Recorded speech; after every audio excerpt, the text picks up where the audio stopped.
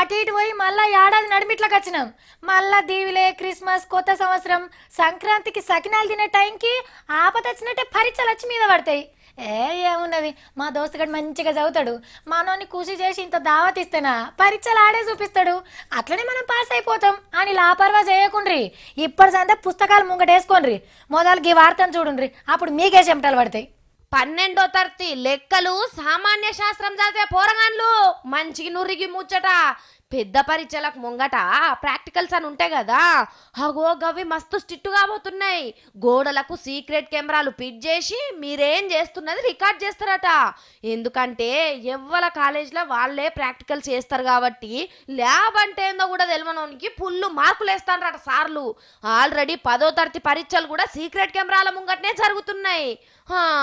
నక్కల షిట్టీలు కొట్టకుండా ఆఫీసర్లు చేసే ఆలోచన మంచిగానే ఉన్నది, కానీ పరీక్షలు ఒక్కటే కెమెరాల రికార్డ్ చేయాలా?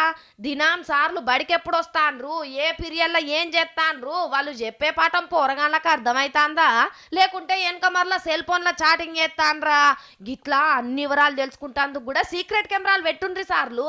పోరగాన్లకు పరీక్షలు అంటేనే భయం, ఇక కెమెరాలు నన్నే చూస్తానే అని తెలిస్తే చదివింది కూడా మర్చిపోతారు. ప్రాక్టీస్ లేకుండా యుద్ధానికి పంపించి పోరగాండ్లను బుగులు పట్టియకుండ్రి. ఇగో గీ షిన్నోన్ మాటలు వింటే మీకే అర్థమవుతుంది సీక్రెట్ కెమెరాల సీక్రెటు. చెప్పరాసింటూ సీసీ కెమెరా వస్తుంది ఇప్పుడు. ఒక్కడన్నా ఇట్లా వచ్చి ఇట్లా స్కూల్ దిక్కు చూస్తుర్రా? ఒక్కడు కూడా వస్తలేరు. సార్ వాళ్ళు చెప్తుంటే మీరేంది అంటారు.